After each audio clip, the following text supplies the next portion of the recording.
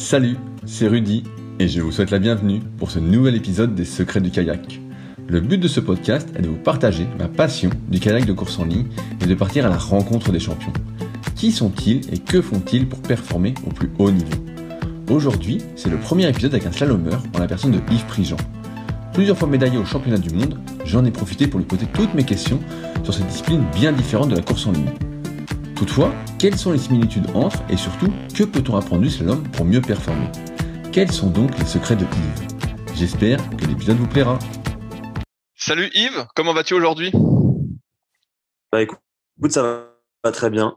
Je suis en vacances après une année de travail en tant que prof et une saison sportive plutôt intéressante puisque je termine 4e des France Élite. Donc c'est en kayak. Donc c'est ma meilleure performance. J'ai fait la même chose qu'en 2017 au pied du podium du top niveau français. Donc satisfaisant parce que comme j'ai un métier à côté, finalement ça fait un double objectif de vie et donc je suis plutôt satisfait de cette saison. Donc voilà, là c'est l'heure pour moi de me ressourcer sur des activités un peu autres que le kayak.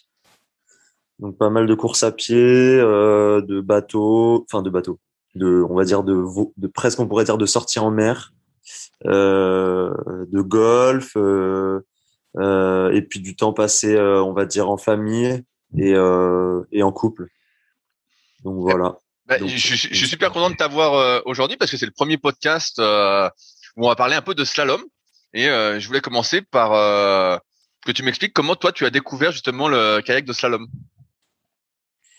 Alors donc là, ça remonte à mon enfance. J'ai des parents qui sont issus de familles kayakistes. Donc mes grands-parents pratiquaient le canoë-kayak à Rennes notamment. Et donc du coup, c'est vraiment une activité familiale depuis assez longtemps. Et donc mes parents m'ont fait découvrir ce sport très tôt parce que j'ai des souvenirs au bord de l'eau quand j'avais 5-6 ans. En fait, mes premiers souvenirs, je me rappelle qu'on était au bord des rivières. J'ai des souvenirs à Foix, à l'Argentière, l'ABC, où quand on était petit, on était tout le temps dehors à jouer. Donc pareil à Lannion, avec les Lefriec, avec Jimmy Berson, avec en fait les enfants des amis de nos parents, avec qui en fait très tôt on était au bord de l'eau et puis on jouait, on regardait les gens pagayer. Et donc du coup le slalom, ma première licence c'est quand j'avais 9 ans, c'est en 2002 au Kayak Club de Rennes. Et ensuite j'ai choisi le kayak, même si j'ai fait d'autres sports. J'ai choisi le slalom en suivant un peu l'instinct familial, on va dire.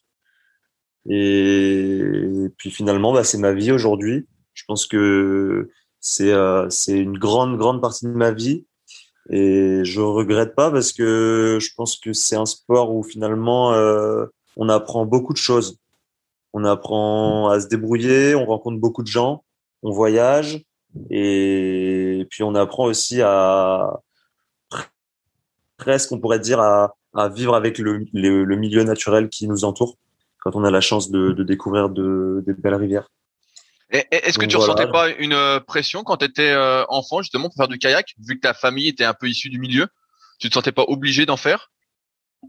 Je pense que vers l'âge de 13-14 ans, c'est un âge où c'est pas facile enfin 13-14, même on va dire peut-être 12, c'est pas facile parce que il y a ce face à face avec le danger que moi j'ai des souvenirs sur la Palaresa où j'étais quand même pas rassuré mais j'ai été très bien accompagné dans mon club.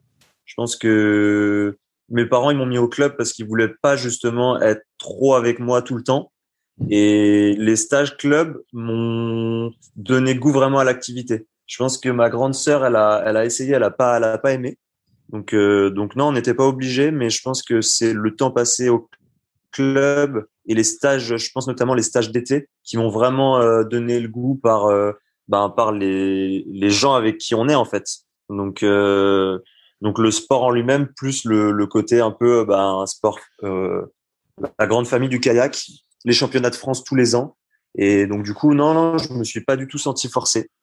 Au contraire, j'ai pris goût et j'ai dû choisir un jour entre le foot et le kayak.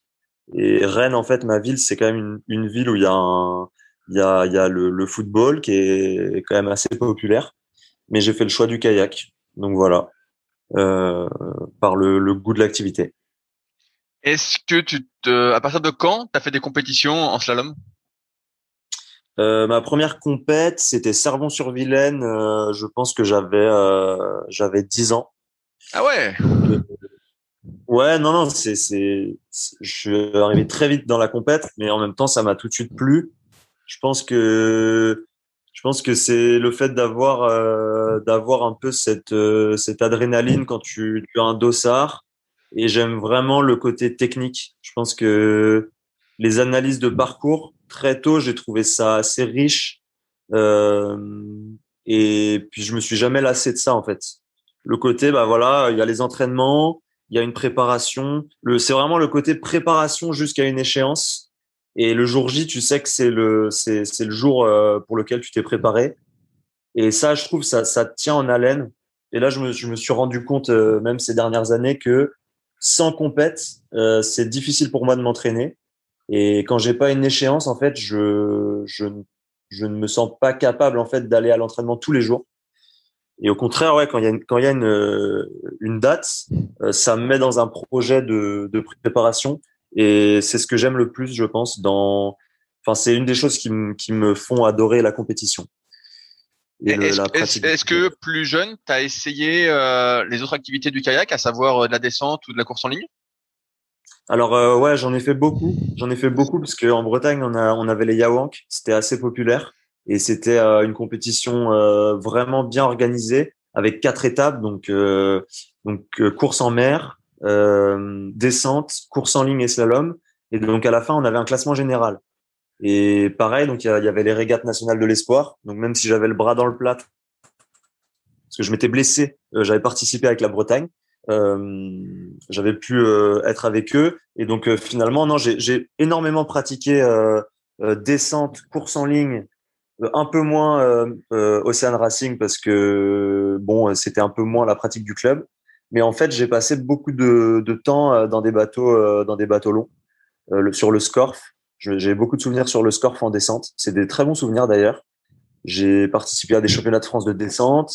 Après, en course en ligne, j'étais petit, donc j'étais pas très fort. Mais je pense pour de l'entraînement, pour une préparation d'endurance et pour développer des habiletés un peu différentes, je pense que c'est assez complémentaire. Et j'en ai fait quand même entre, on va dire, poussin, benjamin, minime. Tous les ans, je prenais des départs de compète en descente et en course en ligne. Donc, Ouais. j'ai cette formation-là, ouais. Ah ouais, c'est assez impressionnant parce que comme bah, tu l'as vu quand je suis venu voir les championnats de France de Bourg-Saint-Maurice, j'ai voulu tester un kayak de slalom. Et donc moi qui suis plutôt habitué à un surski ou à un course en ligne, ça Ouais. file droit en fait. Et là au premier coup de pagaie, bah tu fais un tour sur toi-même en fait. Donc tu as une sorte de Ah polyvalence que tu as appris vraiment jeune. ouais, c'est vrai que c'est des pratiques qui sont quand même très éloignées. J'ai des souvenirs à Saint-Grégoire d'être monté dans un bateau directeur où je tenais pas dedans parce que c'était un bateau de compète. Donc mes premiers essais en course en ligne, c'était à Saint-Grégoire.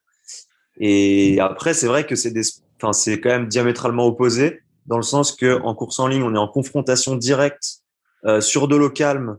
Donc c'est un sport où voilà, on se prépare pour une trajectoire qu'on connaît à l'avance. Alors qu'en slalom, ben c'est très variable selon le bassin, le parcours. Donc c'est des sports quand même très différents.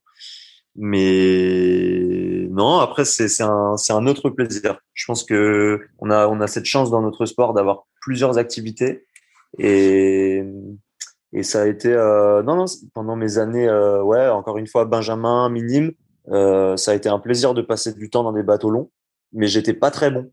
Je sais pas si c'est le fait d'avoir un peu moins d'infos par mes parents ou mon gabarit. Ce qu'il faut savoir, c'est qu'en slalom, on a quand même des gabarits un peu plus légers qu'en course en ligne. Si on prend les meilleurs mondiaux, ben on a des poids plumes en slalom. Un garçon comme Sébastien Combeau, bah, qui était pas très lourd. Et pour rivaliser, c'est vrai que étant petit, quand j'étais jeune, en slalom, j'arrivais à avoir des résultats corrects. Et donc du coup, j'ai suivi la lignée familiale qui était plus dans le slalom. Mais j'ai du plaisir à monter en bateau long pour faire des séances d'endurance. C'est toujours un plaisir. Et en surf ski aussi. À partir de quand dans tes jeunes années, tu as appris on va dire la pratique du kayak de slalom, c'est devenu plus important pour toi et peut-être as-tu eu des rêves de performer à plus haut niveau? À partir de quand? Je pense que c'est KD1 parce que c'est l'animation nationale qui débute vraiment en cadet et les championnats de France. Et là, je me suis spécialisé. Et je pense qu'à partir de là, j'ai un peu moins passé de temps à descendre le score. Enfin, j'étais plus axé. Notre bassin, nous, en Bretagne, c'est les Roches du Diable. Et c'est vrai qu'à partir de là, tous les hivers, il était hors de question de faire des compétitions de course en ligne, de descente. Là, j'étais plus vraiment à passer du temps dans mon bateau de slalom. Et le souvenir que j'ai, c'est les Roches du Diable l'hiver. À chaque fois, je passais un cap et c'était un peu dur en cadet parce que j'ai eu une puberté vraiment tardive et en fait, on voyait des gens avec de la barbe. Enfin, quand je suis arrivé en KD1, les médaillés, c'était des barbus, quoi. On avait des gars comme Antoine Launay, qui a participé au JO d'ailleurs pour le Portugal, qui étaient déjà, en fait, des adultes, quoi. Et moi, j'étais un enfant et à côté, c'était un peu compliqué, donc je prenais 10, 12, 15 secondes. Et je pense que c'est à 14 ans par là quoi que je me suis vraiment spécialisé en slalom. Donc, À ce moment-là, après, je tu me suis t'entraînais rapproché vraiment du niveau français en. Vas-y, continue. Non, j'ai pas entendu ta dernière question. Je te disais, tu t'entraînais combien de fois par semaine à ce Je moment-là? m'entraînais. Alors, à ce moment, mais pas tous les jours sur l'eau. C'était plus peut-être 4 séances de bateau par semaine. Je dirais lundi, mardi, vendredi, samedi. Et après, il y avait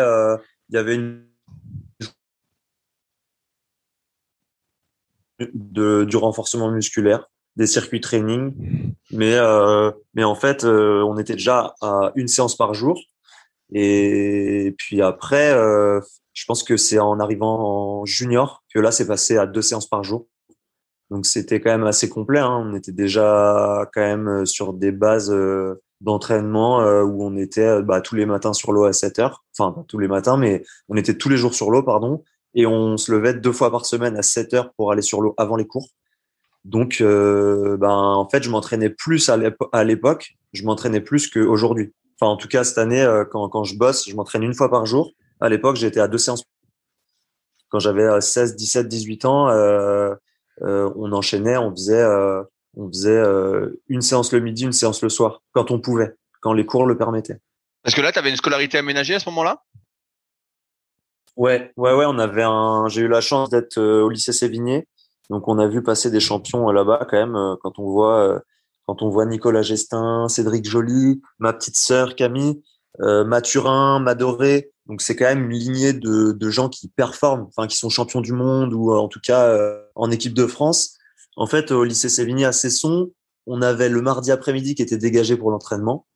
On avait des sections sportives avec vraiment un état d'esprit d'entraînement qui était soutenu par la proviseure, par le lycée et donc les profs de PS soutenaient vraiment à fond les sections sportives. Et ah ouais non, c'était vraiment un rythme de vie. Après moi j'étais pas à l'internat. On avait quand même des gens qui venaient de partout en Bretagne, même des gens d'Île-de-France pour s'entraîner, qui dormaient à l'internat en semaine. Donc moi j'étais chez les parents, mais c'est ce qui m'a mis sur la voie du haut niveau. Je pense que c'est vraiment le fait de se dire c'est normal de s'entraîner tous les jours. Et si tu t'entraînes pas, c'est pas normal. Ça veut dire que tu perds le rythme. Et donc du coup, en fait, tu réfléchis plus quoi. Tu vas sur l'eau, tu sors des cours, tu vas sur l'eau. Et à l'époque, en fait, t'es quand même un gamin quoi, mais tu prends on va dire cette voie, ce rythme d'entraînement qui est quotidien quoi. Et avec ce rythme-là, t'as réussi à performer, t'as progressé beaucoup plus rapidement? Ben, je pense que le groupe aussi fait beaucoup progresser. C'est un truc, la confrontation à Rennes. On a toujours eu de la confrontation. Et moi, je m'entraînais à l'époque avec des gens qui étaient pas les meilleurs Français, mais comme on s'entraînait en groupe, on arrivait à sortir des médailles au championnat de France ben, tous les ans. Et avec la dynamique, il y avait des clubs, donc il y avait Lochrist. Je pense dans les Côtes-d'Armor, c'était plutôt Lannion. Il y avait Cesson, donc les poissons volants, Rennes. Et donc du coup, ben finalement, en junior 1, j'étais pas très performant. J'avais terminé 16e des championnats de France. Et en fait, j'étais déjà contre des gens, quand on allait faire des compétitions à l'international, on était déjà contre les Presqu'avec, qui nous mettaient déjà 7 ou 8 secondes. Mais par contre, en junior 2, junior 2, en fait, j'ai gagné les championnats de France. C'était un peu une surprise. Je m'y attendais pas parce que j'étais pas du tout favori, mais en même temps j'avais déjà les heures et les heures passées sur l'eau vive quoi. Je me rappelle à Metz, j'étais arrivé 3 semaines avant les championnats de France et j'étais tous les jours sur l'eau. Et donc du coup, j'avais gagné les championnats de France en kayak, j'avais gagné aussi en C2. Et là, on s'était sélectionné en équipe de France avec mon équipier et on était parti pour nos premiers championnats d'Europe. Donc là, c'est un super souvenir. Tu peux nous raconter un petit peu ce championnat d'Europe? Ouais, bien sûr. Donc c'était en Bosnie. Donc c'était plutôt, on va dire, original. Ça sortait de l'ordinaire. C'était pas à Cracovie ou comme on voyait tous les ans des championnats à Prague ou à Tassen. Là, on était en Bosnie sur un bassin, sur une rivière naturelle. Et c'est un très très bon souvenir parce que déjà l'équipe, on avait des copains donc dans l'équipe, je pense que il y avait des gens en moins de 23 ans, Jonathan Marc avec qui on s'entendait bien, il y avait Simon Lefriet qui avait des très bons amis et donc nous on est allé un peu insouciant avec mon équipier et en fait on s'est retrouvé propulsé directement dans le top 3 dès les qualifs, il me semble. Et donc du coup on s'est dit c'est jouable quoi. Et après, les 2-3 ans à s'entraîner vraiment, je pense, de manière rigoureuse. Et donc, du coup, on termine 3e de ces championnats d'Europe, derrière, deuxième, pardon, derrière un équipage polonais qui était imprenable. Mais à cette époque-là, le C2, ça donnait envie parce qu'il y avait les JO et il y avait des super équipages devant. Donc très beau championnat. Mais en fait, tu te rends compte que junior, t'es quand même très loin du niveau senior. Quand tu dis loin, c'est en termes de bassin de difficulté ou même en termes de secondes sur le même bassin? Ouais, en termes de performance, t'es à 10 ou 15 secondes. Donc, en tout cas, en kayakom, quand tu gagnais les championnats de France junior, tu voyais le niveau senior, je pense que tu avais encore au moins 2-3 ans de travail avant de pouvoir te rapprocher éventuellement du niveau senior. À moins d'être un peu virtuose, comme on a vu, c'était Bastien Damien à l'époque, ou un Anatole Delassieux aujourd'hui, qui, arrivé en junior, pouvait inquiéter les seniors. Mais moi, à l'époque, j'avais pas cette prétention parce qu'en fait, je revenais de loin.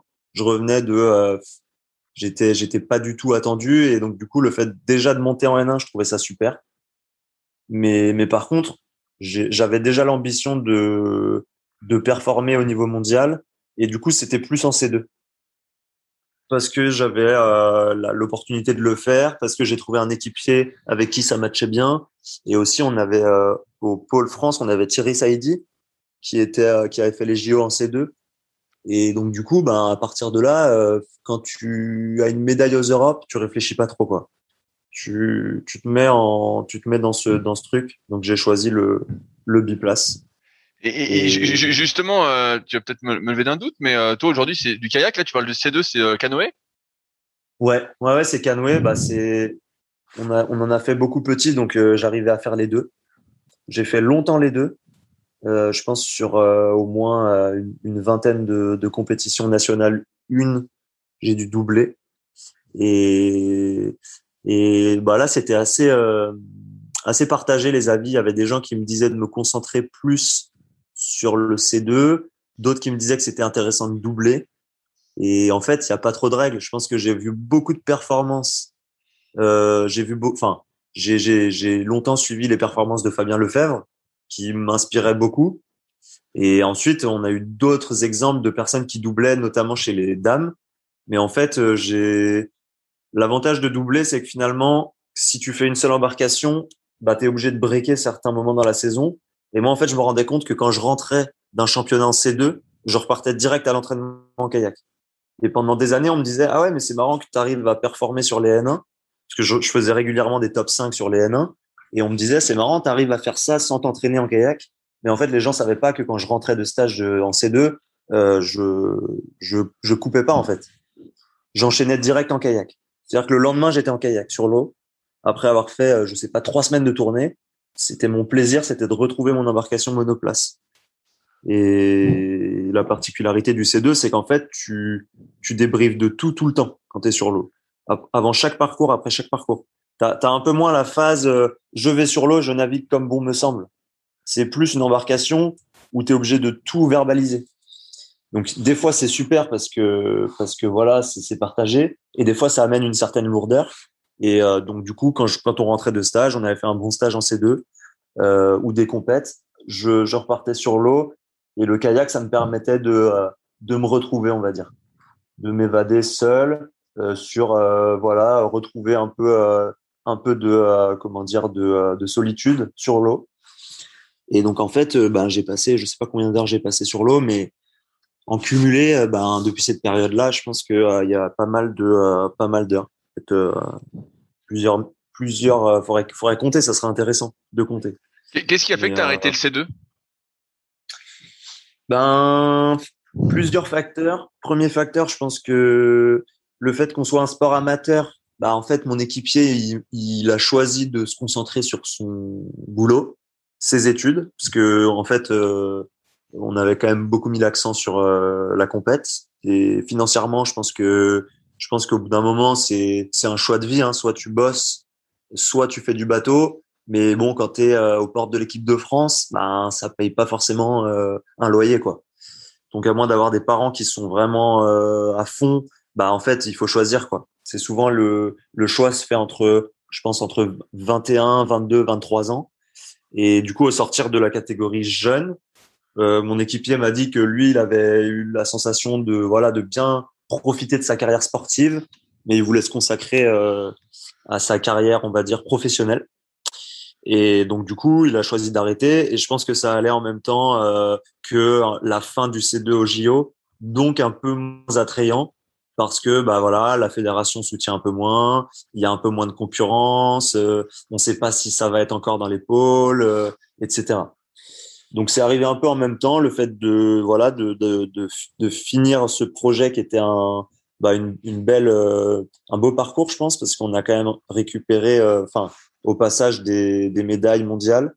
On a une médaille aux Europes juniors, une médaille aux mondiaux moins de 23, une médaille en Coupe du Monde et un titre de champion du monde par équipe. Donc beau parcours, et je pense que mon équipier voilà, il avait fait ce choix-là, quoi. Toi, comment t'as fait avec tes études pour concilier justement tout cet entraînement et puis même aujourd'hui avec le travail que tu fais? D'ailleurs, tu es prof de quoi? Comment tu fais pour Ouais. arriver à tout concilier depuis tout ce temps-là? Ça relève un peu du miracle, parce que en fait faut être enfin pas du miracle, mais d'un environnement vraiment facilitateur et qui permet de faire ça. Je pense que mes parents m'ont permis de faire ça. Ils ont assumé financièrement, et le contexte qui favorise le fait de faire études plus bateau. Et je pense que après c'est aussi les structures comme le pôle, la section sportive. Au niveau des études universitaires, ben en fait on avait quand même des aménagements.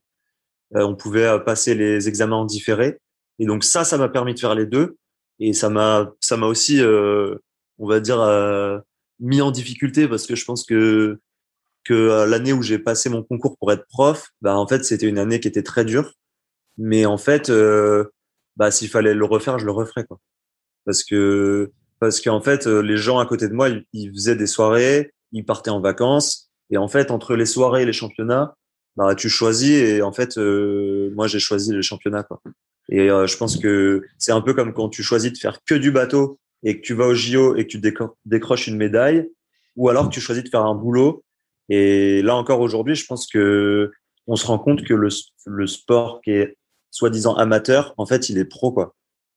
Moi, là, j'en suis sûr, c'est que c'est difficile de briller dans son travail et de briller sur l'eau.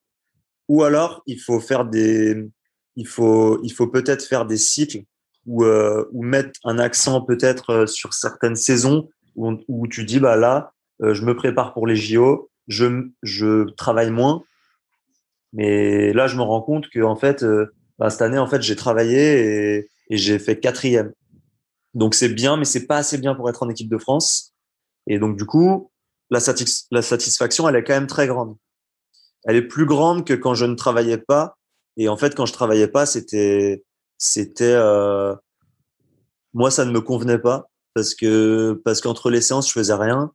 Et au bout du compte, arrivé aux sélections, ben en fait, ça fait un peu un coup près. Si tu te sélectionnes pas, ton année, en fait, elle n'a servi à rien. Et, et je pense que le juste milieu, il est pas facile à trouver. Avec l'expérience, je pense qu'on peut le trouver. Mais chacun est différent. Je pense qu'il y a des gens qui se satisfont complètement à faire que de l'entraînement. Mais il y a un bon exemple, je trouve. Martin Thomas, il a réussi cette année même ces dernières années, sans forcément être à fond dans son travail, avoir des projets à côté. Je pense que ça peut équilibrer des ambitions sportives d'avoir un projet à côté qui te sort du kayak. Enfin, en tout cas, c'est un peu ma vision. Si t'as que le kayak, ça peut péter, quoi, à un moment. Donc, pour moi, le fait d'avoir un boulot ou un projet à côté, ça donne un peu de légèreté, quoi. C'est un peu la légèreté que les sportifs, on cherche au départ des compétitions. Soit tu as l'insouciance quand tu es très jeune, où il y en a qui gardent cette insouciance, mais je sais pas comment ils font. Mais le fait de pouvoir s'évader dans un métier ou dans un autre projet, ben, finalement, quand tu es sur l'eau, tu retrouves le plaisir du début, quoi. Les premières compètes, quand tu calcules rien, quand t'es pas là pour absolument performer ou atteindre un objectif de résultat. Et tu redeviens un kayakiste qui s'éclate sur l'eau en dehors d'un métier ou d'un autre projet, quoi. Et est-ce qu'aujourd'hui, tu aurais des possibilités, je sais pas, de travailler à mi-temps pour justement peut-être arriver à plus concilier tes entraînements, tes ambitions avec ton travail professionnel, on va dire? Ben, moi, j'ai la chance après de faire un travail où j'ai quand même des vacances. Donc, je pense que il y a des jobs où tu as moins de temps. Mais après, le mi-temps, il est super, je pense. Pour moi, c'est le bon compromis et c'est le meilleur compromis. Après, financièrement, le kayak, ça coûte cher et on est un peu tous dans le même souci quand on veut performer à très haut niveau. C'est qu'il faut réussir à trouver des financements. Et encore une fois, si j'ai réussi à faire, parce que j'ai fait 2011, 2018 en équipe de France, 7 ans, c'est grâce à mes parents, quoi. Enfin, je veux dire, on a beau dire oui, on peut trouver des sponsors, mais en fait, c'est les parents qui assument pendant les premières années. Et après, si tu as un vrai résultat, là, tu peux trouver des sponsors. Mais pour trouver des sponsors, pour moi, il faut être finaliste au championnat du monde, quoi. Ou alors, sinon, c'est des petits sponsors, mais ça paye pas une saison. Et donc, du coup, ouais, le fait de travailler à mi-temps ou de trouver un job où tu as du temps, ce qui est mon cas parce que, en fait, quand tu es prof, t'as quand même les week-ends, tu termines pas à 20h, tu termines à 16h30. Et donc, du coup, en fait, cette année, j'ai pu m'entraîner tous les jours. Et je me suis fait battre par des gens qui ont un peu plus d'expérience que moi. Je pense Mathieu Biasizo, il a de l'expérience, il a galéré aussi et en fait là il revient à son meilleur niveau. Benjamin Regna, c'est un gars qui a galéré pendant 10 ans et en fait il a réussi là à se sélectionner.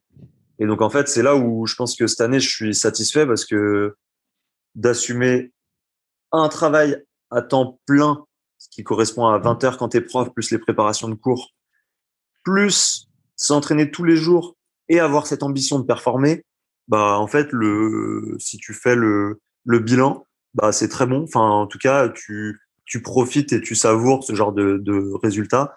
À l'inverse, quand je travaillais pas, bah, j'étais pas satisfait parce que tu termines 12e. Enfin, en tout cas, moi, c'était mon cas, j'avais terminé 12e.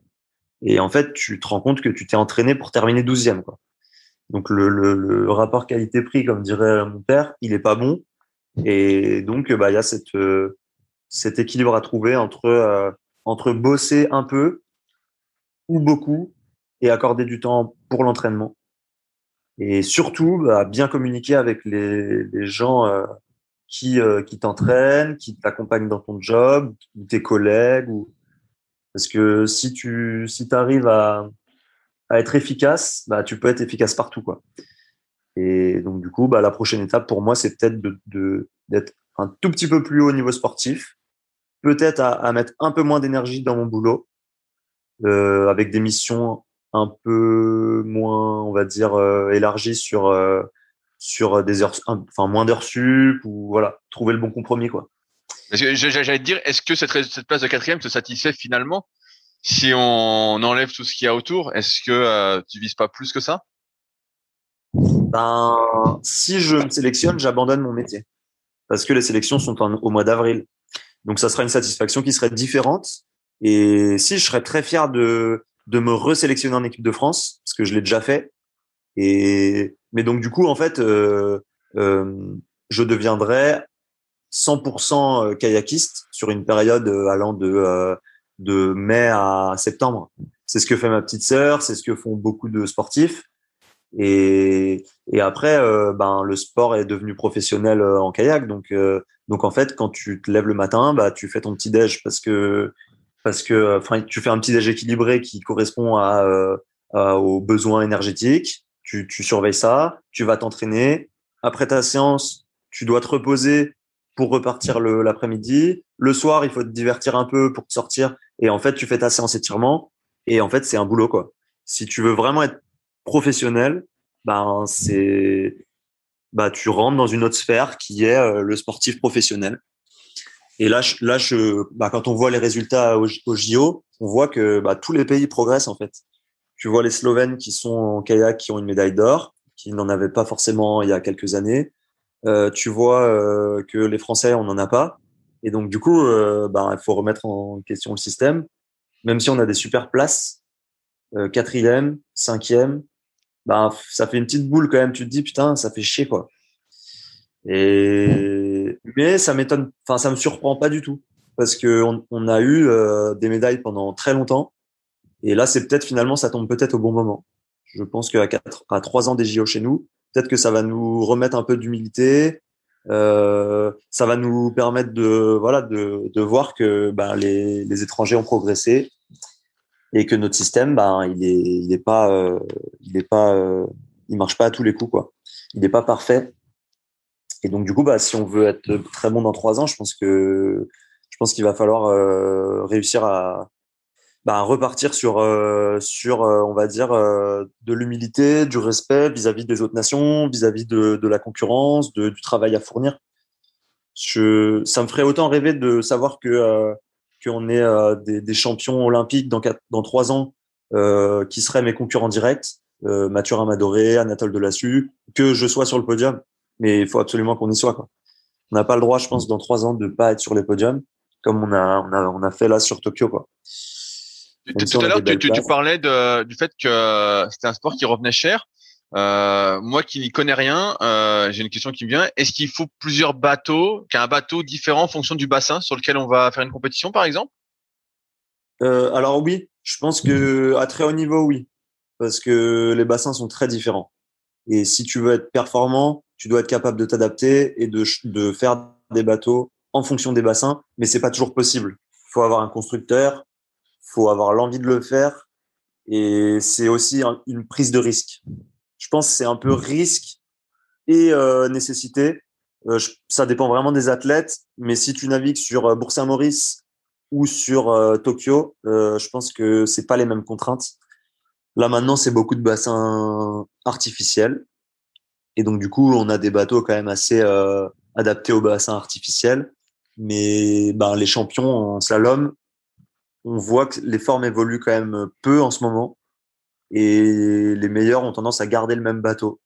Mais par le passé, je pense que, par exemple, les Jeux Olympiques à Athènes, je pense qu'ils avaient pris en compte le fait que c'était de l'eau salée et que du coup ça flottait plus, qu'il fallait enlever du volume pour faire des rotations. Donc il y a quand même ce facteur d'analyse qui rentre en jeu. Et d'ailleurs, moi j'ai sorti une forme de casque là pour être vraiment au plus près des piquets, parce que en fait ça m'énervait d'avoir un casque où je devais mettre de la mousse. Ça m'agaçait depuis que j'étais petit. Quand je mettais le casque Wildwater, il était trop gros pour moi. Et du coup, dans la recherche du détail, je pense que faire du matériel, c'est essentiel, quoi. C'est vraiment essentiel. On a le champion olympique, Jiří Preskavec, le Tchèque, il a fait sa pagaie, quoi. Donc, c'est le seul j'en discutais encore hier avec un ami, qui va passer une décalée aussi facilement avec la pagaie qu'il a fait. Donc, pour moi, c'est pas anodin, quoi. Après, c'est ma spécialité. Je sais pas trop en course en ligne sur l'évolution des formes. Je saurais pas dire. Par exemple, en surf ski, on a le matériel, ça progresse, c'est de plus en plus léger, c'est de plus en plus rigide. Il y a toujours des trouvailles, des nouvelles choses. Et pour moi, ça, les sports à engins, ça va avec la performance, quoi. C'est inhérent, on va dire. C'est inclus dedans, quoi. Combien t'as de bateaux, toi, actuellement? Alors là, j'en ai pas. Ah, t'en as plus? Ouais, non, j'ai vendu mon bateau, ce qui énerve mon père parce que il me dit pourquoi tu vends ton bateau, machin. Mais en fait, là, c'est la première fois que j'en ai pas, mais j'en ai un en commande. Et ça m'est arrivé d'avoir 3 bateaux. Il y a des saisons où j'avais 3 bateaux. J'en avais un qui était très abîmé, un que j'étais en train d'utiliser, plus un neuf qui arrive. Et j'ai eu longtemps aussi 2 C2, plus 2 kayaks. Enfin voilà, le budget, c'est 7 000 euros, quoi, de bateau. Un C1, enfin, si, j'ai quand même un canoë monoplace, dont je me sers pas. Et en termes de pagaies, t'as combien de pagaies? Est-ce qu'il faut plusieurs pagaies différentes? Là, justement, j'ai testé des pagaies, mais ouais, je pense que la base, c'est d'avoir 3 pagaies. Qu'est-ce qu'elles ont de différentes, ces 3 pagaies? En général, il y en a une démontable. Si tu veux partir t'entraîner l'hiver, c'est pratique. Et sinon, elles sont identiques, ou alors tu joues peut-être un demi-centimètre en longueur. Si t'es crevé ou que t'as sur un bassin naturel, t'aimes bien avoir un peu plus d'appui, t'as 1 centimètre de plus. Et j'ai longtemps cherché la bonne taille, mais entre 2,01 m, 2,02 m, tu vas changer selon ton état de forme, quoi. Après, non, après, sinon, je pense que 3 pagaies, c'est l'idéal. En tout cas, en canoë, j'avais toujours 3 pagaies. On partait en stage Là, à tu Londres. parles de 2,01 m, 2,02 m, comparativement à la course en ligne, ça fait une petite pagaie parce que t'es assez grand là au cas où. Tu dis que t'étais petit quand t'étais gamin, mais là t'es assez grand, donc ça fait une petite pagaie en fait. Non, c'est à peu près la norme. Je pense qu'on est entre 2 mètres et 2,03, 2,04 max. Après, il y a des pagayeurs. Enfin, avant, je pagayais avec une pagaie un peu plus petite. Par exemple, mon beau-frère qui était au JO, là, Michal Smolen, il a une pagaie qui est un peu plus courte. Donc, tu as différents styles. Mais non, je pense que la norme, c'est environ 2 mètres. Après, il y en a qui montent à 2,07, 2,06, les très grands. Mais le 2,02 en slalom, c'est à peu près normal pour un kayak. Après, en canoë, j'ai une anecdote. À Londres, on pétait une pagaie. Ça nous arrivait de casser 2 pagaies sur une séance, quoi. Ok. Donc, j'ai le souvenir qu'on ait cassé 2 pagaies sur une séance ou en 2 séances. Donc si t'as pas 3 pagaies, t'es mal, quoi. Ouais. Tout à l'heure, tu parlais que quand tu as gagné tes premiers championnats de France de slalom, tu étais parti 3 semaines avant sur le bassin. Comment ça fonctionne un peu l'entraînement en slalom? Est-ce qu'on fait que de la rivière, que du slalom, ou est-ce qu'on fait aussi de l'eau plate? Est-ce qu'on fait aussi de l'entraînement en dehors du bateau? Comment ça fonctionne? Je pense qu'il y a un peu de tout. C'est très différent selon les nations et selon l'âge et la période, où tu en es dans ta carrière sportive. Je sais que pour moi, la règle d'or, c'est de passer beaucoup de temps sur l'eau. Plus tu passes du temps sur l'eau, plus t'es bon. Et pour moi, c'est proportionnel, quoi. À moins de faire mal. Mais si tu passes beaucoup de temps dans ton bateau, donc forcément plutôt en eau vive, mais pas que. Je pense que sur l'eau calme, je pense que quand je m'aligne, peut-être pas sur la dernière N1 parce que j'étais pas trop, on va dire, à fond dedans, mais quand je m'aligne sur une course, pour moi, les personnes qui pratiquent depuis quelques années, elles ont aucune chance face à moi parce que Parce que j'ai passé depuis que je suis gamin, en fait, je suis sur l'eau depuis que j'ai 10 ans, je fais des gammes de slalom. Et donc, du coup, pour moi, la base, c'est vraiment de passer beaucoup de temps sur l'eau pour s'approprier le matériel, les techniques, automatiser. Enfin, pour moi, la notion de automatisation, elle est vraiment essentielle. C'est-à-dire que tu réfléchis pas, quoi.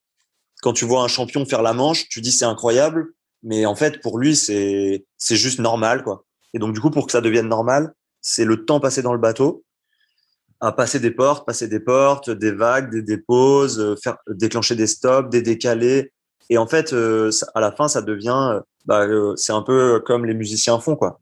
Ils font leur gamme, et donc du coup, après, l'erreur, tu vas la réduire à néant, quoi. Mais après, c'est vrai que pour ne pas devenir complètement fou, je pense que la course à pied et la muscu, c'est vraiment les deux activités les plus faciles à mettre en œuvre. Et, et c'est les deux activités que j'ai pratiquées le plus. J'ai fait beaucoup de muscu pour compenser un manque physique. Enfin, la manière dont je l'ai senti. Je pense que quand j'ai eu 18-19 ans, j'ai fait beaucoup de muscu et je suis passé de vraiment faible en muscu à correct, parce que je pense que j'ai jamais brillé en muscu. Mais la muscu, c'est quand même très important. Après, je pense des activités de plein air comme le trail ou le ski de fond ça c'est vraiment pas mal, quoi. Pour la notion de prise de risque, de glisse, enfin en tout cas en ski de glisse, en trail d'engagement, un peu de douleur aussi. Je pense que la notion de douleur elle est intéressante en course à pied. Se mettre dans le rouge, on a des athlètes qui ont un peu ce truc là en tête. C'est là, si tu t'es pas mis dans le rouge pendant la séance, est-ce que elle sert à quelque chose, quoi? Donc course à pied, ça c'est vraiment top pour ça. Et en plus, ça va bien avec notre pratique, parce que autant en course en ligne, je pense qu'il y a différentes distances. Autant en slalom, c'est 1 minute 30 et 1 minute 30, c'est toujours du lactique. Et si t'as pas le cardio, si tu t'es pas fait mal, les 20-30 dernières secondes, tu peux pas les assumer, quoi. Ou alors tu perds du temps sur tes concurrents. Quand tu fais une séance en bateau, est-ce que c'est cadré dans le sens où je veux dire, par exemple, tu dois faire, je sais pas, 10 stops aujourd'hui, 10 portes face, 10 portes, je vais dire retourner parce que j'y connais rien, mais est-ce qu'il y a un nombre fixe ou c'est un peu à l'instinct? Je sais pas si on peut dire ça comme ça. Non, je pense que c'est très structuré l'entraînement. Dans les pôles, j'ai eu la chance d'être en pôle espoir, pôle France. C'est très structuré. Il y a des cycles, donc où on a une dominante, on va faire plus de l'endurance. Après, on va plus faire, on va dire, des cycles où on va faire de la puissance aérobie, capacité aérobie. Donc c'est quand même assez scientifique. Après, il y a des cycles, on se rapproche des compètes, on fait de la vitesse, on fait des séances plus courtes. L'hiver, c'est du foncier. Après, l'été, on va plus faire des choses toniques. Mais après, là-dedans, je pense qu'il y a une part de créativité. Je pense que, par exemple, la plupart des entraînements que j'ai fait à Rennes quand j'étais petit, il y a beaucoup d'entraînements où j'étais seul, en fait. J'étais seul sur l'eau et du coup, j'ai essayé de dire aux jeunes que j'ai pu encadrer, les années où voilà, j'étais un peu plus, ça m'arrivait d'être coach. Je pense que le fait d'être seul, la créativité, elle est quand même assez essentielle, quoi. C'est-à-dire que si tu te réduis juste à un planning, tu peux pas forcément être le meilleur. Alors que si tu ajoutes quelque chose de personnel, une technique, une innovation, parce qu'en slalom, c'est se rapprocher toujours plus des piquets, les stop-têtes, les esquives. Et donc, du coup, je pense pour performer quand même, il y a cette part de créativité. Et sur les séances, je pense que l'imagination, c'est quand même un gros, gros plus dans le sport, en général, et en kayak aussi. La capacité à avoir des idées à chaque séance, d'avoir des nouvelles pistes de travail. Donc au-delà des cycles, moi par exemple, ça m'arrive j'ai fait de la préparation mentale et je pense que des notions de jeu avec l'eau, d'imaginer que son bateau, enfin, il faut, sans rentrer dans les détails parce que c'est assez personnel, je pense, et c'est difficile à expliquer. Pour moi, l'entraînement mental, aujourd'hui, ouais, c'est vrai que c'est quand même très important et surtout à très haut niveau. Donc, j'avais bossé un moment sur imaginer que tu joues en fait. Et donc comme un peu le fait de jouer de la musique. Et, euh, et donc pour moi, t'as l'entraînement en quantité et après t'as ce que tu mets dans les séances. Et pour être très bon, je pense il faut avoir les deux. Il faut vraiment avoir les deux. Imaginer des nouvelles pistes de travail. Donc après, il y a des choses plus concrètes comme du gainage, la tenue du bateau, le timing. Sur des séances techniques, forcément, tu vas travailler des gammes techniques, donc des stops, des décalés. Mais ouais, le facteur mental, très important, quoi. Vraiment très important. Combien de temps ça dure une séance d'entraînement en slalom en moyenne? Hum, je pense que c'est soit 1 heure, parce que on a quand même des créneaux de 1 heure sur les stades d'eau vive. Après, ça m'est arrivé de passer 2h30 sur l'eau. Je pense que au Roche du Diable, t'es 2h30 sur l'eau. À Bourg-Saint-Maurice, tu peux être 2 heures sur l'eau. Si je vais surfer sur la côte, je reste au moins 2 heures. Donc la séance, le top, c'est 1h30, quoi. À partir d'1h30, c'est pas mal. Et est-ce que Ouais. quand tu vas sur l'eau plate, par exemple, je sais pas, pour travailler ta capacité aérobie, faire de l'endurance, on va dire, est-ce que tu restes en bateau de slalom pour faire ça? Ben, de plus en plus, ouais. Je pense que à un moment, je m'étais questionné quand même et ça m'arrive de prendre un bateau de course en ligne. Après, en termes d'appui, je pense que c'est très intéressant de faire de la ligne.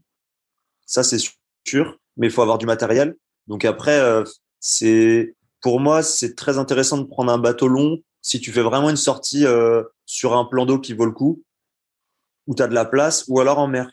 Je pense un surf ski en mer, ça, c'est vraiment top. J'en ai fait.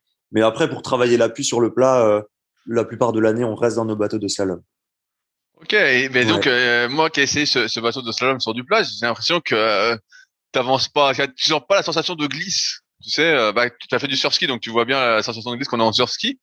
J'ai Ouais. l'impression qu'elle y est pas trop en bateau de slalom. Non, bah en fait, c'est plus le plaisir de l'appui, je pense, de transmission, parce que c'est pas des bateaux qui glissent très vite sur le plat, mais je trouve toujours du plaisir à avoir le bon appui, le bon passé dans l'eau, la bonne transmission, et après souvent, enfin c'est rare en fait que finalement je fasse des séances où je vais en ligne droite. Souvent quand je pars sur une séance d'endurance, j'associe tout le temps des gammes, des tractés, des marches arrière, des rotations. Parce qu'en fait, en slalom, on n'a pas de course où il faut aller tout droit. Et la qualité technique de réalisation, elle va toujours faire la différence. En fait, c'est un sport de précision, quoi. Faut être capable de passer très très proche sans toucher les portes. Et donc du coup, toutes les séances d'endurance, j'associe de la technique. Enfin, je m'ennuie sinon en fait. C'est la part J'avoue que de créativité dont tu parlais tout à l'heure, en fait. ouais, ça c'est vraiment un truc qui m'a plu. Et et pour moi Bastien Damien, je pense souvent à lui parce que je pense qu'il faisait ça. Les gens se sont dit c'est incroyable, mais je pense qu'il restait toute la journée sur l'eau à explorer. Et donc du coup en fait il est devenu très très fort très jeune parce que je pense qu'il a exploré, exploré, exploré et il est arrivé avec un style en cadet où en fait il a quand même inventé des choses quoi. Il a inventé stop tête appel. Je pense que cette part de créativité, je pense que c'est ce qu'on aime en slalom, dans les autres activités du kayak aussi, mais elle est différente. Et moi, je pense que c'est ce qui m'a le plus plu, c'est la créativité, le fait de chercher, d'explorer et créer, enfin, des nouvelles choses en fait. Ouais. Aujourd'hui, t'as déménagé, t'es plus en Bretagne. Comment ça se fait? Alors ouais, j'ai déménagé il y a 1 an réellement, un peu plus, mais voilà, 1 an et demi. Et j'ai choisi de m'installer à Torcy, donc à côté du bassin de Vers-sur-Marne, pour le travail et pour l'entraînement. Donc ça tombait bien, je pense. J'avais la possibilité de euh, de m'installer là-bas et de travailler là-bas, puisque quand on est jeune prof, on travaille plutôt en région parisienne. Ou alors c'est un peu difficile, on peut aller en Outre-mer ou dans des villes un peu moins demandées. Mais donc du coup, ouais, j'ai investi les lieux, on va dire. Je me suis dit que jusque Paris 2024, je voulais être vraiment au cœur de l'action. Et je regrette pas du tout parce que là, sur mes premières sélections à Vert, je suis au contact des meilleurs Français. Et donc, du coup, mon projet, c'est de jouer la carte à fond jusqu'au JO de 2024. Et Voilà. justement, pour jouer cette carte, qu'est-ce que tu mets? Tout à l'heure, tu parlais un peu d'alimentation, préparation mentale. J'ai vu, comme je t'ai croisé, que tu étais super sec. Donc, j'imagine que tu manges pas tous les jours au fast-food. Non, Euh, alors, qu'est-ce que tu mets en place autour, en fait, pour justement cet objectif? je pense quand on s'est croisés, j'avais fait beaucoup de courses à pied les 2-3 semaines qui précédaient, donc c'était pour ça que j'étais un peu sec. Mais depuis, j'ai repris. Mais non, après, j'ai pas forcément eu l'habitude de prendre des compléments alimentaires. J'essaie juste de manger en quantité et de façon variée. Je pense que l'alimentation, c'est quand même élémentaire dans la performance. Je pense à une part très importante, un peu comme l'équilibre de vie, le rythme de vie. Et donc, du coup, dans mon quotidien, je pense qu'il y a des choses qu'on apprend et après, il y a des choses aussi dont on se rend compte. Mais pour assumer l'entraînement, je pense qu'il faut manger quand même en grande quantité. Et oui, il faut manger sain, ça c'est sûr. Je pense que tous les grands champions le font. Après, de là, à prendre des protéines en poudre, ça, je le fais pas. Mais je pense sur des gros cycles de musculation, je pense que faut manger en grande quantité, quoi. Et même pour assumer les entraînements, je pense que ça a une importance assez grande, quoi. L'alimentation, un peu comme le sommeil ou l'équilibre mental, je pense que ça va un peu ensemble, quoi. Ça fait combien de temps que tu fais de la préparation mentale? J'ai démarré en 2018, donc ça fait 3 ans. Qu'est-ce qui t'a fait Et démarrer? euh, je pense quand j'ai choisi de faire que du bateau, je me suis rendu compte qu'en fait c'était compliqué de pas le faire, de se dire que il y a peut-être des gens qui n'en font pas, mais en fait quand tu fais que du bateau et que tu es payé pour ça, en fait pour moi c'est dommage quoi de pas en faire parce qu'en fait ça voudrait dire que tu considères que ça n'a pas d'importance quoi. Donc après j'en fais pas à fond tout le temps, je pense qu'il y a des techniques, il y a des techniques de visualisation, il y a des techniques de connaissance de soi, des techniques de concentration. Après, il y a tout ce qui est relaxation, yoga, tout ça, c'est intéressant. Mais en fait, le mental, même de savoir pourquoi tu fais de la compète et de dire, mon objectif, c'est de faire ça. Comment je vais le faire? Pourquoi? Avec qui? Est-ce que tout est en place pour éviter de dire, je comprends pas pourquoi c'est pas passé en fait. Et en fait, avec le recul maintenant, je pense que ouais, c'est vraiment la base, quoi. Je pense que ça aide à comprendre, à décortiquer les compètes, que ce soit en victoire ou en raté. Et en fait, ça permet d'expliquer pas mal de choses, quoi. Et C'est est-ce qu'aujourd'hui, justement, tu as des coachs avec toi qui te disent quoi faire, avec qui tu collabores, on va dire, pour progresser en slalom? Alors oui, j'ai eu Gérard Vaillant. On s'était rencontrés il y a très longtemps sur Rennes quand j'étais plus jeune et on a travaillé ensemble pendant 2 ans.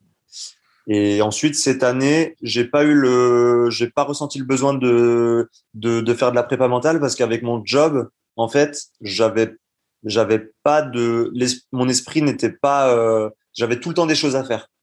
Et donc, du coup, j'ai eu moins le temps de faire ça. Mais finalement, ma préparation mentale cette année, c'était plus mon rythme, en fait. C'était plus mon équilibre de vie, ma rigueur.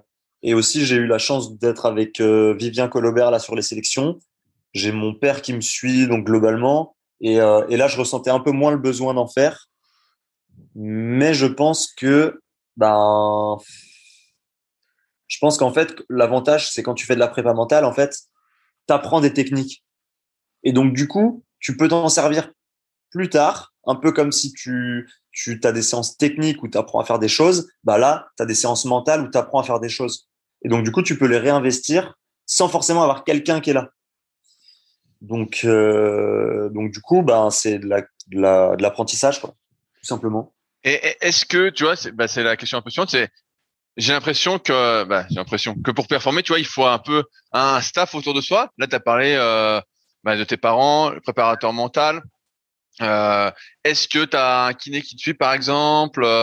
Est-ce que tu fais d'autres activités un peu autour, tu vois, pour élargir un peu tes habiletés? Ouais, bah là, faut pas que je dévoile tous mes Tous mes secrets. mes ma stratégie de préparation parce que je suis quand même en préparation pour 2022 et je sais que la concurrence elle va être rude, donc je peux pas tout te dire. Mais oui, du coup. Ok. Non, non, je dis ça pour rire. Mais en fait, je pense que chacun a ses façons de faire et oui, c'est sûr que l'entourage ça fait 90% quoi. Mais l'entourage, c'est vraiment tout l'entourage quoi. Et donc du coup, je pense que les grands champions, enfin en tout cas, je sais pas si les gens réalisent ça, mais en fait c'est un travail d'équipe quoi. Sur une performance individuelle, t'as au moins 7 ou 8 personnes derrière quoi. T'as le conjoint ou la conjointe, les parents, frères et sœurs, donc ça fait là on est déjà quasiment à 6, 7, 8. Et après ouais, t'as prépa mentale, kiné, entraîneur, enfin c'est un truc de fou quoi. Et en fait, la performance, souvent, on valorise un athlète, mais je pense qu'en fait, je pense que c'est au moins une dizaine de personnes, quoi, en étant réaliste. Mais c'est Euh, l'athlète qui fait la performance. C'est vrai que c'est l'athlète qui fait la performance. dans cette optique de performance, comment tu gères un peu ta vie sociale justement autour? Est-ce que ça t'arrive de quand il y a les compétitions et là tu parlais de 2022 puis on parle plus loin de 2024. Est-ce que tu sors? Est-ce que tu vas au resto? Est-ce que tu négliges parfois ton sommeil? Ou est-ce que justement c'est très draconien? Ben, je pense que j'ai eu quand même une jeunesse assez. Enfin, j'ai la sensation d'avoir pu profiter. Après, il y a des périodes où, enfin, en fait, le plaisir, c'est justement de s'entraîner. Enfin, là, je vois bien que le rythme de vie de l'entraînement est quand même très agréable parce que bah, comment dire, c'est une chance, je pense, de pouvoir faire ça. C'est-à-dire qu'il y a des pays où ils savent pas s'ils vont bouffer, quoi. Ils savent pas s'ils vont pouvoir se loger. Il y a des gens, ils savent pas si le lendemain ils vont se réveiller parce qu'ils dorment dans la rue, quoi. Donc du coup, je peux pas me plaindre et me dire ouais putain c'est con, j'ai pas le temps de faire des soirées, quoi. Je veux dire, le sport reste un luxe, surtout un sport comme le kayak. Je pense que c'est de pouvoir se payer un kayak, une pagaie, un bateau. Ben, déjà, ça devrait nous suffire, quoi, de se dire, bah, je peux pratiquer, quoi. Donc du coup, ouais, non, je pense que c'est une vie qui est agréable et j'arrive encore à avoir une vie sociale, même si c'est vrai que cette année, j'avais l'impression d'être un soldat, quoi. J'avais l'impression d'être un soldat et de faire boulot, entraînement, quoi.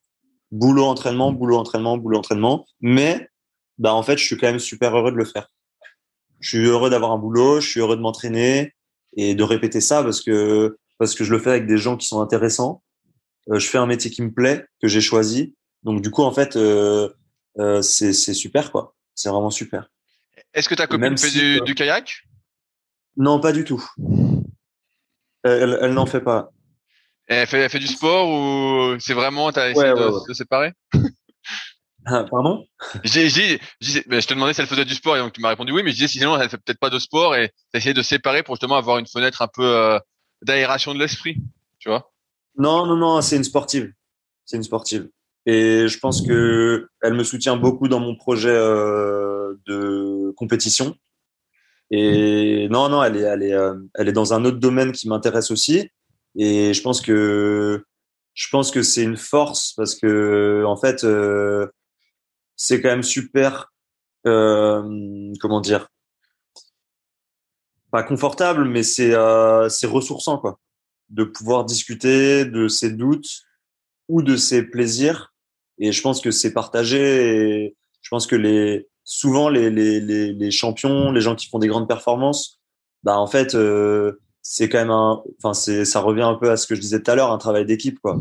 C'est-à-dire que on ne sait pas à quoi ils pensent, ce qu'ils se sont dit avant, comment ils se sont préparés, mais je pense que quand tu as une personne qui te soutient et que tu peux soutenir aussi, bah en fait ça te motive, ça te stimule et ça te donne envie de continuer. Je pense que c'est aussi pour ces gens-là qu'on le fait, quoi. Ça donne du sens, je pense. De Et pagayer. Ouais. j'allais dire, est-ce que tu as déjà eu des blessures ou des choses qui ont fait que t'as pas pu t'entraîner pendant un moment? Ouais, quand j'étais plus jeune. Quand j'avais 20, 21, 22, je pense que je me suis blessé parce que je me connaissais pas assez. J'avais du mal à dire non sur des planifs d'entraînement ou des rythmes d'entraînement. Mais maintenant, je me blesse pas beaucoup. Je me suis pas blessé depuis assez longtemps. Ou alors c'est des tout petits trucs. Mais je pense que ma dernière blessure en date, c'était il y a au moins 3 ou 4 ans, quoi. C'est Ouais. quoi les blessures qu'on se fait au slalom? C'est les épaules un peu comme en course en ligne? Pas du tout? C'est, bah moi c'était beaucoup le pectoral gauche quand je faisais du C2, le pec, le biceps. Je prenais le tarif. C'était horrible. C'était horrible. Et non, sinon les blessures c'est des tensions dans le dos, au cou. Ouais, c'est souvent la fatigue, c'est poignet et le dos. Et sinon, bah, J'ai une question qui me revient sur l'entraînement. Tout à l'heure, tu parlais capacité aérobie, puissance aérobie. Est-ce qu'il y a aussi des codifications un peu comme en course en ligne, EB1, EB2 ou pas du tout? ouais, nous on dit I1, I2, I3. Ok, plus des zones Et alors. Ok, alors. ouais, ouais, I1, I2, I3 mais c'est à peu près la même chose. Après, j'ai envie de dire, tu peux enlever ça et aller tous les jours sur l'eau, quoi. C'est un peu à la française. Non, mais je suis pas sûr que Martican, quand il va sur l'eau, il fait une I2, quoi. Je pense que là, je prends beaucoup des références masculines parce que je regarde, mais je regarde aussi les filles. Mais je pense que des fois, les meilleurs athlètes, c'est ceux qui connaissent pas ça, quoi. Et c'est assez marrant, quoi, de se dire que plus tu réfléchis, plus tu te dis que tu vas réussir, mais qu'en fait, tu arrives quand même à te faire battre par des gens qui se disent juste, je vais sur l'eau. Et en fait, oui, c'est un peu l'approche scientifique et elle est hyper intéressante, je pense. Et ouais, après, t'as l'approche un peu plus basique qui dirait, bah en fait, on s'en fout, quoi. On s'en fout. L'important c'est d'être sur l'eau, quoi. Parce que le temps que tu passes à regarder ton planning, en fait, il y a des gens, ils sont sur l'eau, quoi. Mais C'est un peu ma vision. si tu le pouvais, alors tu resterais combien d'heures par jour sur l'eau si tu le pouvais? Ben, c'est un peu ma peine, hein. Je pense que c'est un peu ce qui nous manque, un bassin comme Prague. Je pense que les Tchèques, c'est là où ils sont très forts en slalom.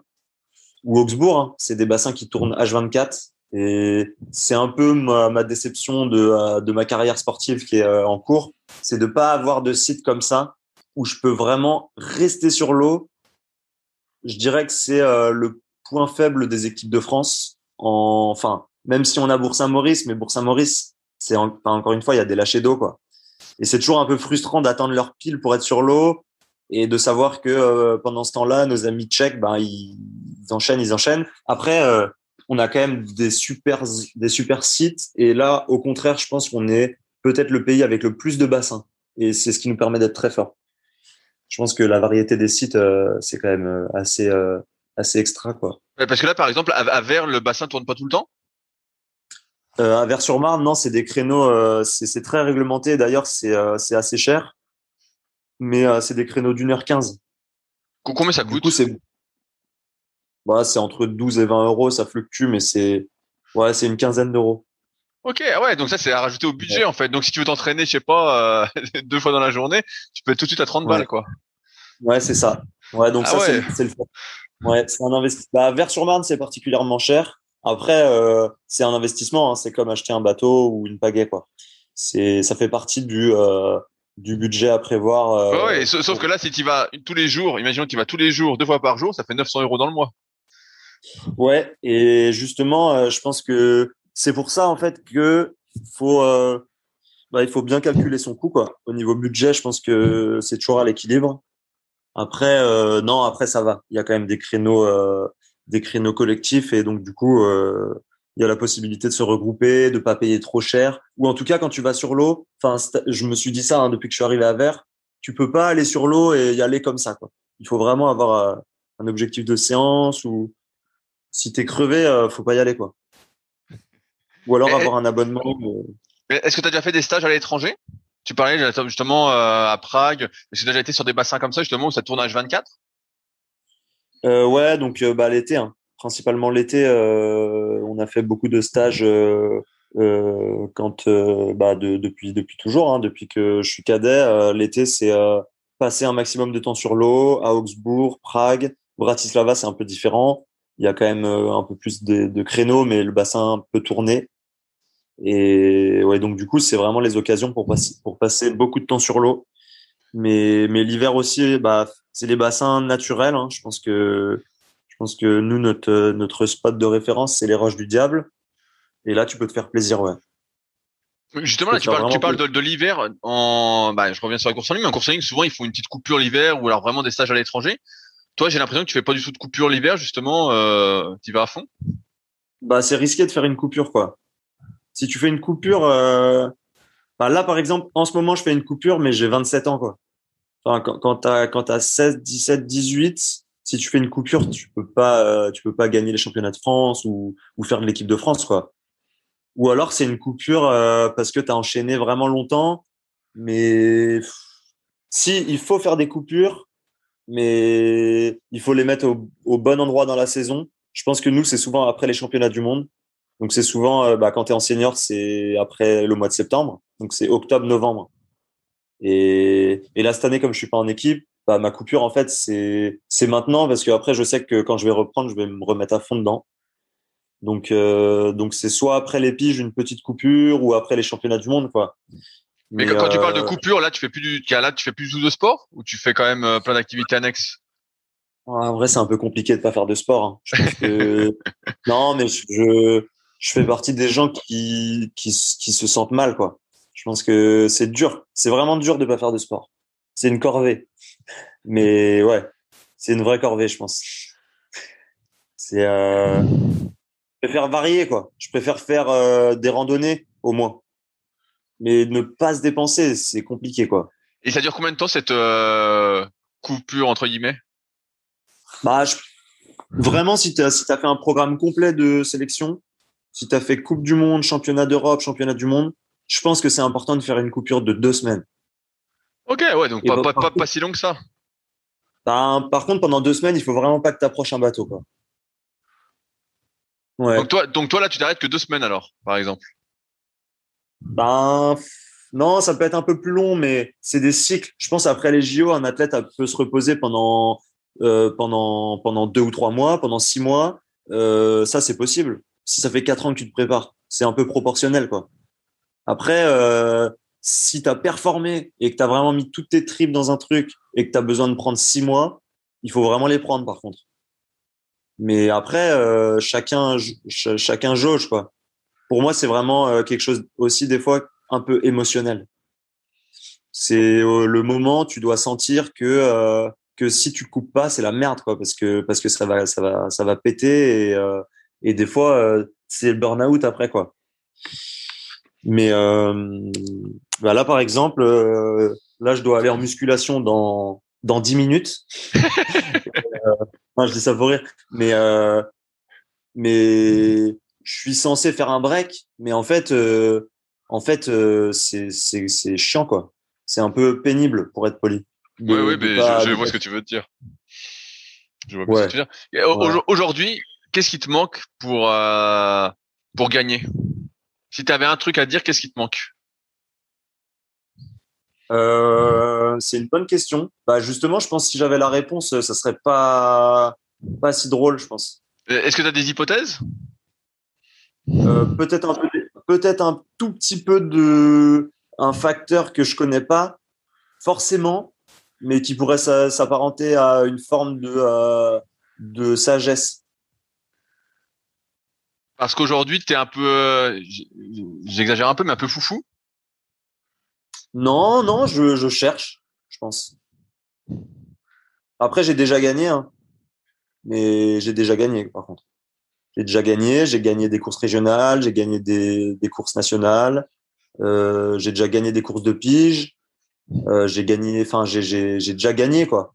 Après là actuellement une victoire pour moi ça serait une victoire en kayakome au France Elite, mais en fait ça resterait quelque chose qui est pas du tout final quoi. Ça serait juste un ticket d'entrée pour les équipes de France kayak quoi. Donc après il y a des petites victoires quoi. Par exemple le fait de faire une interview les secrets du kayak, c'est une petite victoire. Ah, tu me fais rire. Non, voilà, faut se contenter des fois euh, enfin, pour moi, tu peux faire cinquième et être hyper heureux, quoi. Bah, c'est ce que j'allais dire. J'allais dire, en France, j'ai l'impression il y a beaucoup d'athlètes qui se tiennent dans un mouchoir de poche en slalom, quoi. Vraiment, on a l'impression, toi, pour ce que je vois extérieurement, t'as un top 5 qui est super fort, quoi. Et en fait, après, que celui qui gagne, c'est le mec qui est dans le top 5, mais ça aurait pu être le deuxième ou le troisième. Ça joue parfois à rien, quoi. Ouais, je pense que ça se joue à pas grand-chose et c'est aussi pour ça que j'aime ça. Euh, Là, aux sélections, après les sélections, Mathieu Biasizol est venu me voir. Il était déjà venu me voir en 2017, mais je pense que même Mathurin, qui est un ami, qui s'est sélectionné 2 ans, qui a fait qui est très bon, hein, enfin, il y en a plein des jeunes qui sont forts. Et là, presque, là, quand je vois les jeunes arriver, je me dis, putain, j'espère que je serai plus là dans 5 ans parce que quand tu vois les mecs qui arrivent, franchement, j'étais aux France, je sais que j'ai encore une petite longueur d'avance sur les jeunes, mais quand même, c'est un peu, je pense, comme Boris Neveu, hein. Il- c'est effrayant, quoi. Ça a un côté un peu effrayant de voir la concurrence. Et en même temps, en fait, quand tu t'entraînes, tu sais que ça va être un gros combat, que tout est possible, quoi. Tout est possible. Ouais. Après, il y a un côté avec le slalom où tu fais ta course et t'es pas en confrontation directe aussi. Donc, Ah, tu peux être content de ta course, dire j'ai fait une super course. Tu te dis, bah, j'ai tout bien fait. Et puis, en fait, t'es battu parce que t'as un pote ou un type qui est passé, qui a fait la course de sa vie. Tu vois? ouais, mais en fait, tu trouves toujours des choses, quoi. Je pense. Après, là, je me rappelle enfin, je me rappelle pas. Si, peut-être une course par équipe. Quand on a gagné les championnats du monde par équipe, ouais, là, c'était nickel. Là, c'était vraiment nickel. Mais c'est tout, quoi. Je pense j'ai dû faire, je sais pas, peut-être 1000 compétitions, même peut-être plus, hein, je sais pas combien ça dépend si on parle en départ pris ou compétition. Mais la seule course où vraiment pour moi, je pouvais pas faire mieux, ben, tu vois, en kayak, j'ai pas de souvenir d'avoir fait une course parfaite. T'as toujours des trucs, quoi. T'as toujours des trucs. Justement, c'est là où je veux en venir, c'est que la dernière fois quand on s'est vu, je crois que tu m'avais parlé d'un débrief après la course, justement. Vous faites souvent des débriefs justement après la course pour voir ce qui a été, ce qui a pas été, pour essayer de corriger. Ouais. Les meilleures courses, elles restent en tête, quoi. Après, non, je C'est une pense bonne phrase.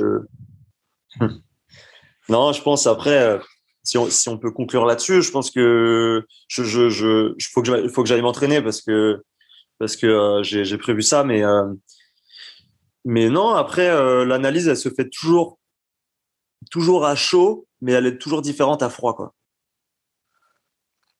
Et je pense que c'est bien d'avoir, Pourquoi la faire à chaud alors? Si à froid, un, peut-être que l'analyse se fait à froid et à chaud c'est plus voilà ce que tu ressens quoi. Tu ressens quelque chose en fait.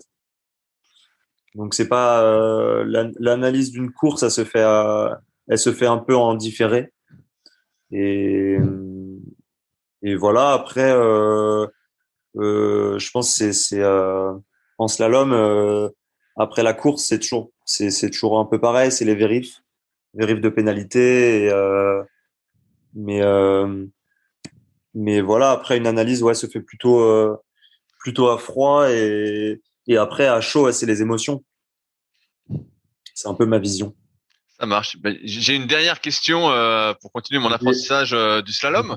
Qui me Dis-moi. conseilles-tu d'aller interviewer? Ah bah ça c'est super là, de me tendre une perche comme ça. Je peux redire plusieurs Je noms, hein, bien pense- évidemment. Ouais, ben tu peux interroger Anne Boixel. Je pense que c'est une mine de trésors. Tu peux interroger qui tu pourrais interroger? faudrait que ça soit une fille. Pas forcément. Si tu veux alterner. Comme tu sens. Non, je pense que ce qui serait top, c'est d'interroger quelqu'un peut-être d'une autre région, Gauthier Claus. Dans le sud, il y a qui? Faudrait une personnalité féminine. Non, il y en a plein. Hein. Après, des gens qui ont fait les JO, Émilie Fer, je pense. Tu vois, des gens comme ça, ou des plus jeunes, Anatole Delassue. Hein. Tu peux avoir des... Bah, t'as de quoi faire. Je pense que tu vas te régaler. J'ai noté tous les noms. Ça marche. J'ai tout noté. Et ben super, merci Yves pour son temps et pour ce premier podcast consacré donc au slalom. J'espère que les auditeurs se seront régalés autant que je me suis régalé. Et puis bon je te laisse aller filer t'entraîner puisque c'est les vacances. Salut. Bah écoute, merci à toi. Hein. C'était un plaisir. J'ai trouvé tes questions intéressantes et c'est un plaisir de répondre présent pour les secrets du kayak. C'est cool. Voilà. Merci à toi. J'espère que tu vas pouvoir interroger d'autres slalomeurs. Oui, je vais contacter tous ceux que tu m'as dit de toute façon. Mais il y en avait déjà qui avaient déjà sur ma liste. Mais ok, ça marche. Mais je pourrais venir de ta part. Ça marche. Tu viens de ma part alors. Ça roule. Bon. On s'y en jeu. Ça marche. Yes. Allez. Salut. À bientôt. À bientôt. Si vous êtes encore là, c'est que l'épisode vous a plu. Dans ce cas, je vous invite grandement à m'aider à faire grandir ce podcast en mettant une note de 5 étoiles et un commentaire d'encouragement sur l'application de podcast où vous l'écoutez et plus particulièrement sur l'application podcast d'Apple. Cela m'aidera d'autant plus à accueillir les meilleurs kayakistes français grâce à la crédibilité que vous me donnerez. Enfin, vous pouvez retrouver la retranscription écrite de cet échange sur www.secretdukayak.org. En attendant, laissez glisser et à la semaine prochaine.